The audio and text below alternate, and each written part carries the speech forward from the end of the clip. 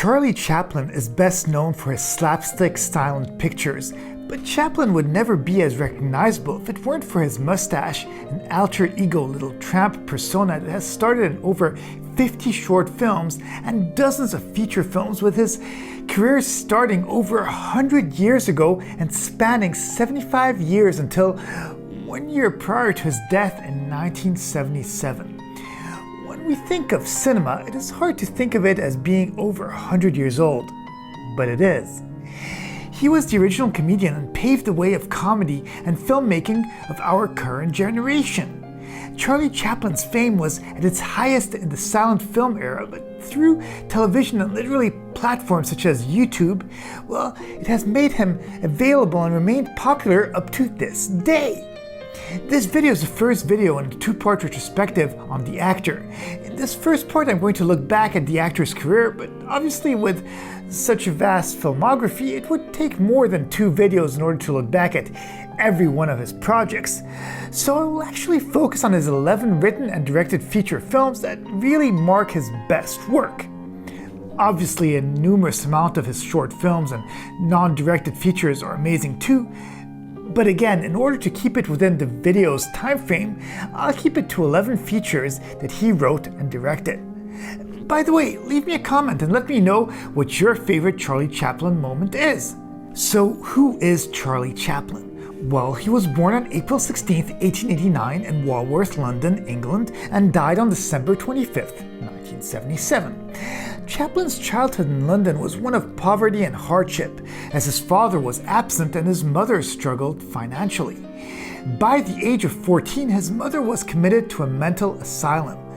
Chaplin began performing at an early age, touring music halls and later working as a stage actor and comedian. At age 19, he was signed to the prestigious Fred Karno company, which took him to America.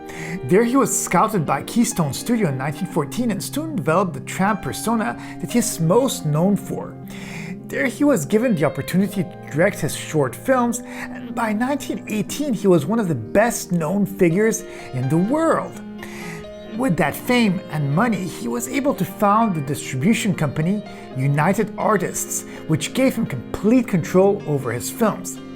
His first feature film, The Kid, was released in 1921, and from the get-go, he established himself as a master of mixing comedy and suffering. In the movie The Kid, a mother abandons a child. By chance, the little tramp finds the baby and decides to raise him as his own. 5 years pass by. The kid and the tramp live in the same tiny room. They have little money but have enormous love for each other. In order to support themselves, they rely on minor schemes. By chance, the mother who abandoned her child years ago knowingly crosses paths with the child. Now with newfound wealth, she's actually on a mission to claiming the kid back. This leads to a series of misadventures where the child is taken back to the orphanage and the tramp is left alone. The tearful mother eventually reunites with the kid, and the tramp does eventually find the child and mother reuniting with his precious adopted child. Even though the kid has many comedic moments, including a fight between the tramp and a muscular man who's defending his little brother from the kid, this movie is best remembered as a tearjerker. Filming took place over 9 months and features Jackie Coogan as the kid who later became a famous actor. One of his most notable roles was as Uncle Fester in the 1960s Addams Family series. After making this movie, Chaplin was still under contract with First National and had to complete a couple more short films in order to get out of the contract. Soon after fulfilling his contract, Chaplin was free to make his pictures as an independent producer. In 1922, he began filming A Woman of Paris, which was a romantic drama about ill-fated lovers. This film is actually a very atypical drama coming from Chaplin. It was created, written, directed, and produced by him, but it was also the first film in which he didn't have a starring role as the little tramp. A Woman of Paris was more so a way for Chaplin to stretch his other skills as an artist and intended to be a star-making vehicle for Edna Purviance. The movie tells the story of Mary St. Clair, who is a desperate young woman who suspects she has been dumped by her flighty fiancé, Jean, after he mysteriously stands her up at a railway station where they were to meet in order to travel to Paris together. Feeling lost, she goes off to Paris alone, where she meets wealthy Pierre Ravel and becomes his mistress. A year later, she meets her previous fiancé, Jean, and gets caught between two men and cannot figure out where her heart truly lies. Charlie Chaplin did appear in the movie, but only for a brief uncredited cameo as a train porter.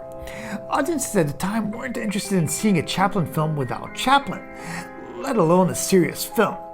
It's a pity because the narrative and emotional complexity of the story proved that if audiences had responded differently, Chaplin was capable of creating more than just comedy. Chaplin was hurt by the failure as he had long wanted to produce a dramatic film and was proud of the result. Because of its failure, this movie was quickly taken out of circulation at the time. Following this, Chaplin went back to something that audiences were more used to, setting his standards high, and told the press that his next film must be an epic, the greatest, which was inspired by the photograph of the 1898 Klondike Gold Rush and later the story of Donner Party that were snowbound in the Sierra Nevada and were driven to cannibalism or eating leather from their shoes. The movie that came out of the strategy was The Gold Rush, which was released in 1925. In this silent comedy, the little tramp heads north to join in the Klondike Gold Rush. Trapped in a cabin by a blizzard, the tramp is forced to share close quarters with a successful prospector and fugitive. Eventually able to leave the cabin, he falls for an enchanting barmaid and tries to valiantly win her affections. The elaborate production cost $1 million, including location shooting in the Truckee Mountains in Nevada with 600 extras, extravagant sets, and special effects. This movie is a perfect example of Chaplin at his best, containing some of his most famous scenes, including the tramp eating his shoes and the dance of the rolls. Chaplin re-edited and re-released the film in 1942 with new music and narration by the director himself.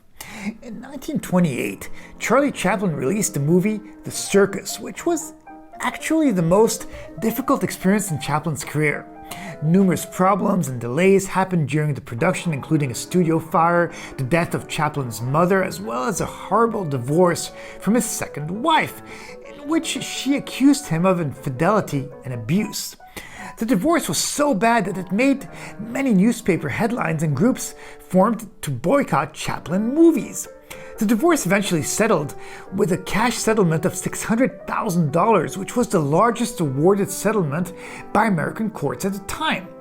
The Circus tells the story of the tramp who is being pursued by the police for criminal acts that he didn't commit. As he flees the police, he unwittingly ducks into a big top of a circus, where his bumbling attempts to avoid pursuing police officers earn the laughter and applause of the circus goers. The ringmaster is impressed by the laughs that the tramp is getting and decides to employ him as an entertainer.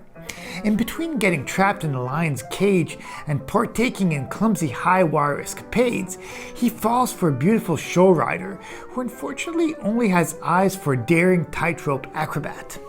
Charlie rarely mentioned this movie after it was finished, going so far as to omit it from his autobiography due to all the complications he had to endure during filming. By the time The Circus was released, Hollywood was starting to introduce sound films.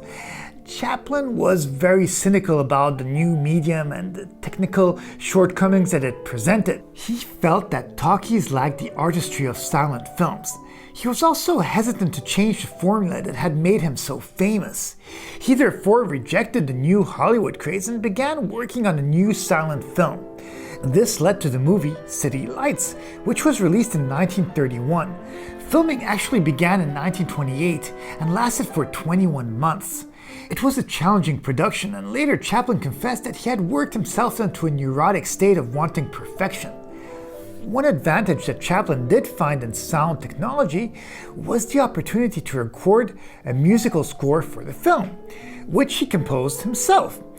The movie tells the story of a resilient tramp who falls in love with a blind flower girl on the tough city streets. Upon learning that she and her grandmother are to be evicted from their home, the tramp undertakes a series of attempts to provide them with the money they need, all of which end in humiliating failure. But after a drunken millionaire rewards him for saving his life, the tramp can change the flower girl's life forever. By the time City Lights was released, silent films were a thing of the past. Hesitantly, audiences went to see it, but despite its odds became extremely popular, eventually grossing $3 million. The British Film Institute cites this movie as Chaplin at its finest. City Lights is a personal favorite of mine and probably of many others. Personally, I really believe that this movie shows Charlie Chaplin at the height of his art. Well, that's it for the first video in my two-part retrospective. In the second video, I will focus on his remaining 6 directing, written, and produced films. Please be sure to subscribe and hit the like button. If you feel so inclined, let me know what your funniest Charlie Chaplin moment is. Have a great day, and I'll see you in the next video.